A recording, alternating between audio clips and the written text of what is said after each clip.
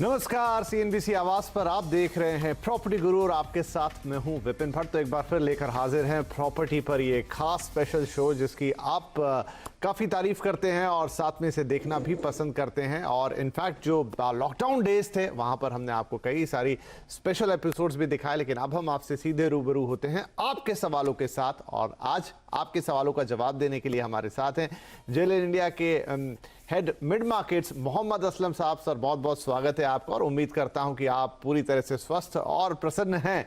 तो चलिए शुरुआत करते हैं। क्योंकि अब फेस्टिव सीजन ऑन है, हम लगातार उस पर बातचीत कर रहे हैं, तो मैं हमारे दर्शक का सवाल लूं। अमित जी हमारे साथ फोन लाइन पे, इनफैक्ट वो भी आपकी बात सुन के थोड़े ज्ञानवान यहाँ हो जाएंगे। तो थोड़ा सा आइडिया लेना चाहेंगे कि अब हम in the mid of the festival season है, इस समय मार्केट्स कैसे काम कर रहे हैं। I just want to understand in terms of कि अगर खरीदार जा रहे हैं तो क्या उन्हें अपने हिसाब से तो अपनी मनपसंद डील्स मिल रही हैं और डेवलपर्स वो डील या वो डिस्काउंट्स देने के लिए तैयार हैं। विपिन जी, आपने बिल्कुल सही बात बोली। ये डेफिनेटली हो रहा है, क्योंकि आप देखेंगे तो जो विजिट ऑन द साइट्स हैं जो सभी डेवलपर्स की, वो काफी बढ़ गई हैं और लोगों को उनकी मनपसंद डील्स भी मिल रही हैं। इस टाइम डेवलपर एकदम रेडी हैं, क्योंकि हमने देखा है कि पिछले 2-3 साल से जो इन्वेंट्री पाइड अप हुई थी और मार्केट थोड़ा सा इंप्रूव हो रहा था अराउंड जनवरी, बट कोविड की वजह से अगेन थोड़ा सा सेटबैक हुआ। लेकिन अभी इसके चलते हुए इतना ज्यादा माल है मार्केट में कि डेवलपर्स के पास कोई चॉइस नहीं है, जस्ट उनको निकालना है। तो डेफिनेटली आपको ऐसे ओपनली तो कोई अच्छे एडवर्टाइजमेंट नहीं मिलेंगे जहां ऑफर्स दिखाई दे रहे हैं या नहीं, लेकिन डेफिनेटली डेवलपर्स अपने यहाँ पर जाते हैं और आप एक सीरियस बायर्स हैं, विद चेक बुक आप जा रहे हैं, तो डील्स हो रही हैं। और अगर हमने जितनी भी देखा है, सारी भी जो मेन सिटीज हैं इंडिया की, उसमें सभी जो अच्छे डेवलपर्स हैं जिनकी रेडी पोजीशंस है या उनका अच्छा ट्रैक रिकॉर्ड है, उनके यहाँ सेल्स काफी अच्छी हुई हैं। इनफैक्ट कुछ सिटीज में तो प्री कोविड लेवल्स तक लोग पहुंच गए हैं और महीने दर महीने, चाहे और हमने देखा है जो सेल है, चाहे वो प्रीमियम सेगमेंट में हो चाहे मिड सेगमेंट में हो, बहुत अच्छी सेल्स हो रही है। तो एक छोटा सा सप्लीमेंट्री क्वेश्चन और रहेगा असलम जी, इससे पहले कि हम सवाल पर जाएं, कि महाराष्ट्र में हमने देखा था कि स्टैंप ड्यूटी कट हुआ था, क्या उस वजह से कुछ ट्रैक्शन आता हुआ दिख रहा है? ह्यूज इम्पैक्ट हुआ है, ह्यूज इम्पैक्ट है इसका। लोगों ने इस चीज को दोनों हाथों से लिया है, डेवलपर भी इस चीज के लिए बहुत खुश है। इससे अच्छी बात नहीं हो सकती थी महाराष्ट्र डेवलपर्स के लिए कि ये जो 2% जो हमने देखा है कि स्टैंप ड्यूटी में रिडक्शन हो गया, ये ह्यूज अमाउंट होता है। और ये सारे जो भी बायर्स थे या जो रेडी थे और फेंस सिटर जिन्हें हम बोलते हैं, उन लोगों ने इसका पूरा फायदा उठाया है और वो जाके अपनी मनपसंद प्रॉपर्टीज ले रहे हैं। और सबकी तैयारी यही है कि वो दिसंबर से पहले उसे रजिस्ट्रेशन करा ले। जैसे आपकी ये स्कीम मार्च तक है, लेकिन दिसंबर तक आपको ज्यादा फायदा है, तो काफी लोग जाके इस चीज को कर रहे हैं। तो एक अच्छा टाइम चल रहा है। और जो लोग, मेरे को तो यही सबको एडवाइस देना है कि जो लोग आज जिन्होंने अपना प्लान किया हुआ था कि हमें प्रॉपर्टी बाय करनी है और उनकी तैयारी है, तो उनको जाके इस चीज का पूरा फायदा उठाना चाहिए, क्योंकि आपको डेवलपर्स की तरफ से भी अच्छा डिस्काउंट मिल रहा है, गवर्नमेंट की तरफ से आपको स्टैंप ड्यूटी पे अच्छा रिडक्शन मिल गया है, तो ये आपकी के लिए ह्यूज सेविंग हो सकता है। राइट, चलिए बढ़िया है। तो ये हो गया पूरा ग्राउंड सेट। और अब हमारे पहले कॉलर है पुणे से अमित साहब, तो महाराष्ट्र से ही कॉल कर रहे हैं, तो जो बातें उन्होंने सुनी उनके भी काम आएगी। अमित साहब, बहुत स्वागत है आपका प्रॉपर्टी गुरु में। बताइए क्या सेवा करें आपकी। हाँ, गुड आफ्टरनून। मैं पुणे में प्रॉपर्टी देख रहा था और मैंने 2 लोकेशन, मतलब 2 प्रॉपर्टी चूज की थी, वीटीपी ब्लू वाटर और प्राइड ग्रुप का प्राइड कनेक्ट। ठीक है, पर्पल, बढ़िया। तो उसमें दोनों में कंफ्यूजन है। वीटीपी ब्लू वाटर में अभी रोड की कनेक्टिविटी नहीं है और प्राइड का जो है उसमें रोड कनेक्टिविटी अच्छी है, मेट्रो स्टेशन पास में आने वाला है। तो इन्वेस्टमेंट के लिहाज से और आगे के लिए रहने के लिए मैं सेल प्रिंट के लिए देख रहा था। मेरा ऑफिस भी इंजवाड़ी में ही है। नहीं, बढ़िया है। तो आपने 2 अच्छे प्रोजेक्ट चूज किए हैं और डेफिनेटली थोड़ा कंफ्यूजन होगा कि अब जाएं किस में, किसी में कुछ बेहतर है तो किसी में कुछ बेहतर है, लेकिन ये जो दुविधा है इसको असलम साहब दूर करेंगे। तो सर, अमित के लिए क्या ऑप्शन बेटर होगा? अमित जी, देखिए, दोनों ही प्रॉपर्टीज आपने अच्छी ही चुनी है और जो दोनों डेवलपर हैं वो काफी रिनाउंड है। प्राइड ग्रुप का अपना एक बहुत अच्छा ट्रैक रिकॉर्ड है, उन्होंने काफी अच्छे प्रोजेक्ट बनाए हैं हिंजेवाड़ी में, वेस्ट ऑफ पूना में भी काफी अच्छा बना है। अभी उनका चारोली वगैरह में उनका एक पूरा प्राइड वर्ल्ड सिटी है, तो उनका एक बहुत अच्छा नाम है मार्केट में। सिमिलरली वीटीपी ने भी अभी अगर आप देखेंगे तो पिछले 5-6 साल में वो काफी उभर के आए हैं और one of the best developers कहलाते हैं अभी पूना के। काफी सेल्स वगैरह उनकी बहुत अच्छी होती है, लोगों का भरोसा काफी अच्छा है। महालुंगे में जो प्रॉपर्टी आप बोल रहे हैं ब्लू वाटर, एक बड़ा टाउनशिप है और उस पर वो काफी मेहनत से काम कर रहे हैं और उसका जो रिस्पांस था वो एक्चुअली हम लोगों ने काफी सालों में नहीं देखा था, इतना उसका रिस्पांस उनको मिला है। तो देखिए दोनों मायने में प्रॉपर्टी दोनों अच्छी है, उसमें मैं आपको कंपैरिजन ऐसे नहीं दे सकता कि आप ये लीजिए या ये। डेफिनेटली आज का जो थीम है जो हमने स्टार्ट किया है बात करते हुए ये शो शुरू करने से पहले, वो यही था कि जो आपको अच्छी डील दे दें। तो आपके ऊपर है, मुझसे पूछेंगे आप दोनों में कहीं भी लिए आप फायदे में रहेंगे। दोनों एक अच्छे प्राइस पे अभी अवेलेबल है और दोनों ही डेवलपर इसको टाइमली कंप्लीट करेंगे और जो क्वालिटी वगैरह है वो हमेशा उनकी प्रूवन रही है। तो मुझे लगता है जहां आपको बेटर डील मिलती है इन टर्म्स ऑफ आपके मनी के हिसाब से, आपको उसमें जाना चाहिए। बाकी दोनों प्रोजेक्ट के लिए मेरी तरफ से आपके लिए ओके है। राइट, तो हमें दोनों ही प्रोजेक्ट बढ़िया हैं और दोनों ही प्रोजेक्ट के लिए ग्रीन सिग्नल है असलम जी की तरफ से। और फिर उसमें आप अपने पर्टिकुलर कुछ जो इंटरेस्ट है वो देख लीजिए, जहां आपको बेटर डील मिल रही है, आपको लग रहा है ये लोकेशन वाइज मुझे ज़्यादा अच्छा लग रहा है, जॉब से भी और कनेक्टिविटी अच्छी है, तो उस हिसाब से चले जाइए। बाकी किसी में भी कोई ऐसी प्रॉब्लम वाली बात नहीं है, कोई गुंजाइश नहीं है, दोनों प्रोजेक्ट्स अच्छे हैं। आप जहां बेटर डील स्ट्राइक कर सकते हैं कर लीजिए और आपको स्टैम्प ड्यूटी का तो फायदा फिलहाल मिल ही जाएगा। तो चलिए अमित जी के सवाल के बाद अब अगले सवाल पर चलें और हमारे साथ अब हैं जतिन शाह और मुंबई से हमें कॉल कर रहे हैं। जतिन जी नमस्कार, क्या पूछेंगे आप? नमस्कार। हाँ सर, मेरा क्वेश्चन है, मेरा मुलुंड वेस्ट में 2 BHK फ्लैट है सर, निर्मल लाइफस्टाइल पोलारिस में सर। ठीक है। हाँ सर, तो अभी उसका फ्यूचर यानी सर 5 साल में क्या है सर आगे मुलुंड वेस्ट का सर कितना, और अभी क्या स्क्वायर फुट भाव चल रहा सर, और उधर मेट्रो भी आने वाली है सर, फ्लैट के बिल्डिंग के सामने ही मेट्रो का वो रूट जा रहा है सर हमारा। जी जी राइट। हाँ, तो सर, आप ये जानना चाहते हैं, अच्छा तो आप क्या इसे बेचने के मूड में है सर? नहीं सर, मुझे सिर्फ उसका फ्यूचर जानना है सर, मुलुंड वेस्ट में आगे क्या होगा सर ऐसा। बिल्कुल बिल्कुल, ये वाजिब सवाल है, बड़ा अच्छा सवाल लगा मुझे। इनफैक्ट हम जब निवेश करते हैं तो बड़ी उम्मीदों के साथ करते हैं, बड़े अरमानों के साथ करते हैं, तो वक्त वक्त पे ये जान भी लेना चाहिए कि हमारी प्रॉपर्टी आखिर कहाँ पहुंची है और उसका भविष्य कैसा है। तो असलम साहब मुलुंड निर्मल लाइफस्टाइल की प्रॉपर्टी में है ये, और इनफैक्ट जो कह रहे हैं कि मेरे तो घर के सामने से ही मेट्रो जा रही है, आगे चलते हुए इसके लिए क्या उम्मीदें करेंगे? हाँ बिल्कुल, देखिए इनका बिल्कुल कहना ठीक है कि मुलुंड में इन्होंने एक अच्छी लोकेशन में प्रॉपर्टी ली है। निर्मल लाइफस्टाइल अपने आप में काफी फेमस प्रोजेक्ट रहा है और उसका अभी अगर आप भाव के बारे में पूछ रहे थे तो 20,000 से 23,000 रुपए कारपेट पे उसका भाव है अभी। और लेकिन अभी जो मार्केट सिचुएशन है, मैं आपको यही कह सकता हूँ कि डेफिनेटली आपका होराइजन आपने ऑलरेडी 5 साल का बोला है, उससे 5 से 7 साल रखिए तो आपको एक अच्छा एप्रिसिएशन मिलने की उम्मीद है। क्योंकि मुलुंड अपना ये सेंट्रल सबब में, ईस्टर्न सबब में एक अच्छा मतलब लोकेशन माना जाता है। प्रिंस ऑफ ईस्टर्न सबब कहलाता था वो, और अभी भी कहलाता है, और काफी अच्छे अच्छे प्रोजेक्ट्स हैं, काफी बड़े डेवलपर्स हैं। आपके ही प्रोजेक्ट के बाद L&T का काफी अच्छा बड़ा प्रोजेक्ट है, गोदरेज का प्रोजेक्ट है। तो उस एरिया का जो लोकेशन है मुलुंड के अंदर, विद इन मुलुंड के अंदर ये लोकेशन काफी प्रॉमिसिंग है। मेट्रो जाने से डेफिनेटली इस एरिया के भाव बढ़ जाते हैं, और इसके अलावा जो उसकी कनेक्ट है दूसरे कमर्शियल एस्टैब्लिशमेंट से, चाहे वो थाने घोड़बंदर रोड हो या थाने बेलापुर रोड हो या फिर आपका वापस BKC के लिए हो, तो उसके चलते हुए इसका फ्यूचर काफी शानदार है। तो मुझे लगता है आपको होल्ड करना चाहिए, और आपका जो होराइजन है वो मेरे को लगता है अपने आपको अच्छा एप्रिसिएशन मिलेगा। राइट, तो यहाँ पर जतिन भाई आपके लिए यही सलाह है, सब कुछ बढ़िया है, अच्छी प्रॉपर्टी आपने चुनी और बढ़िया प्रॉपर्टी खरीदी है, तो अब वक्त है कि इसे थोड़ा होल्ड करके रखा जाए।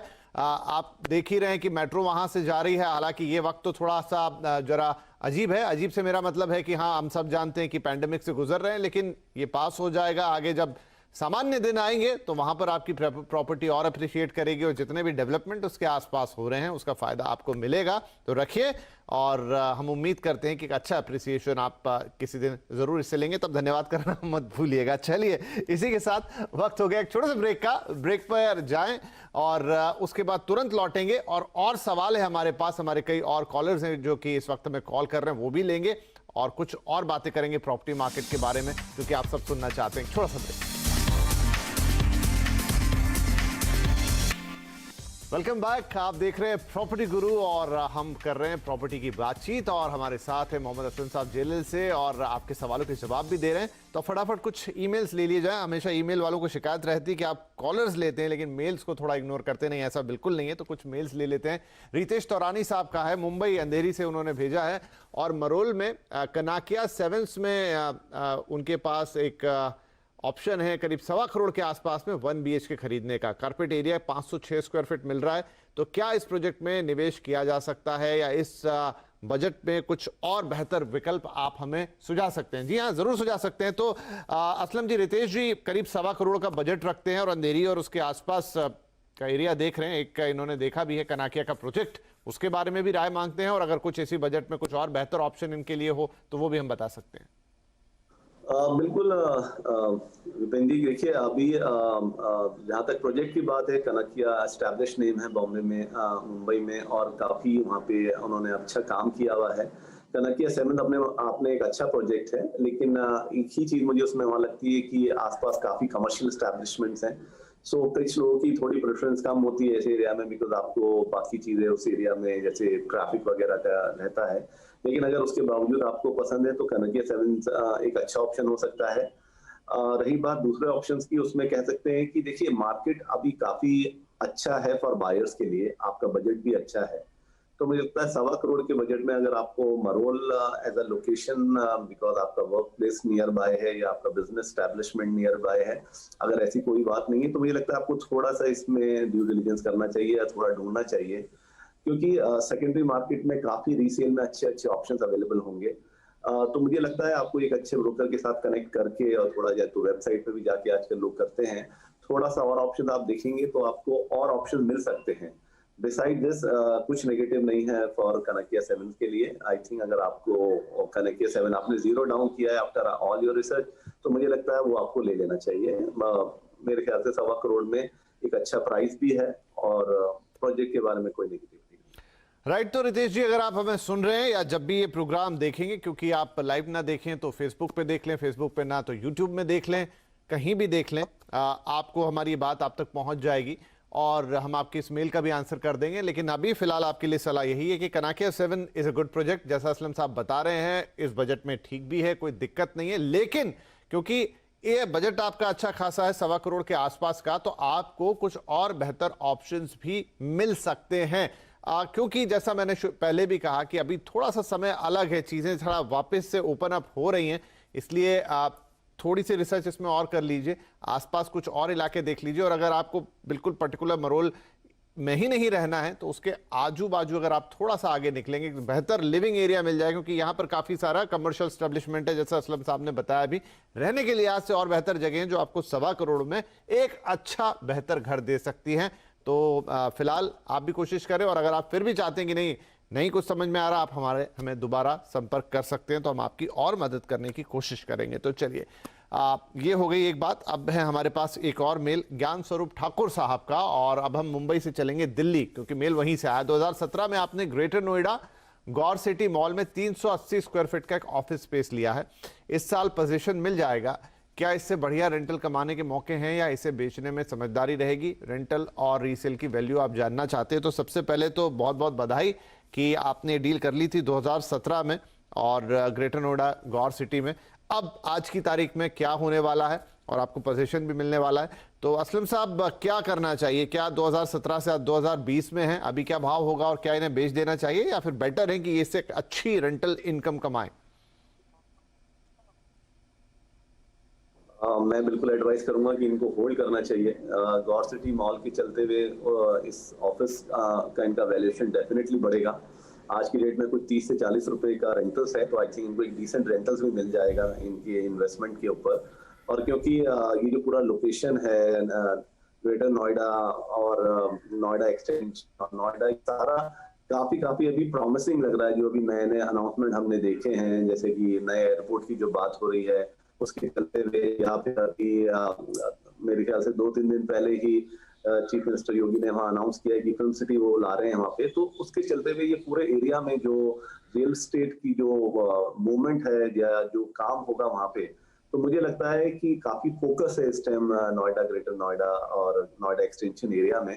तो उसके चलते हुए इनको डेफिनेटली काफी फायदा होगा, तो इनको होल्ड करना चाहिए। आज के दिन भी उनकी प्रॉपर्टी मुझे लगता है उन्होंने एक अच्छी ली है और उनको अच्छे रेंटल्स आज भी मिलेंगे, लेकिन फ्यूचर में इसके प्रोस्पेक्ट और अच्छे बनने वाले हैं, तो मुझे लगता है होल्ड कीजिए। कमर्शियल प्रॉपर्टी में वैसे भी आपको अगर रेंटल्स अच्छे आ रहे होते हैं तो उसे होल्ड करने में कोई नुकसान नहीं है।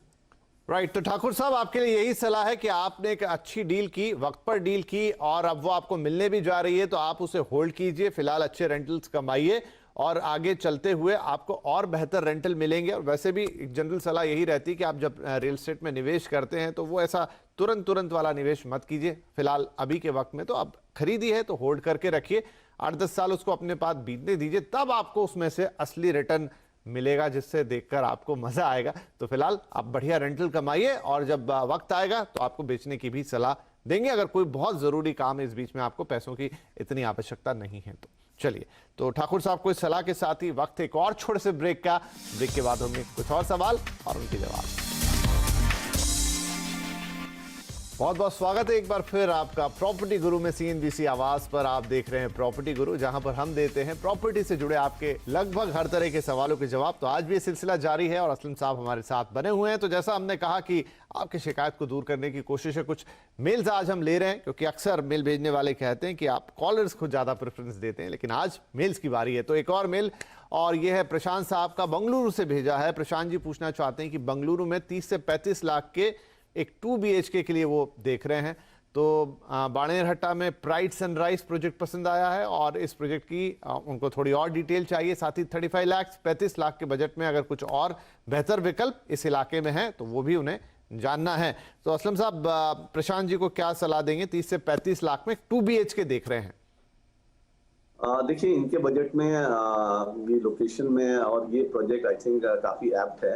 मैं अज्यूम कर रहा हूँ कि उनका जो वर्क प्लेस है वो बानरघट्टा है, क्योंकि उसके बाद राइस रोड, इसकी कनेक्टिविटी काफी अच्छी है।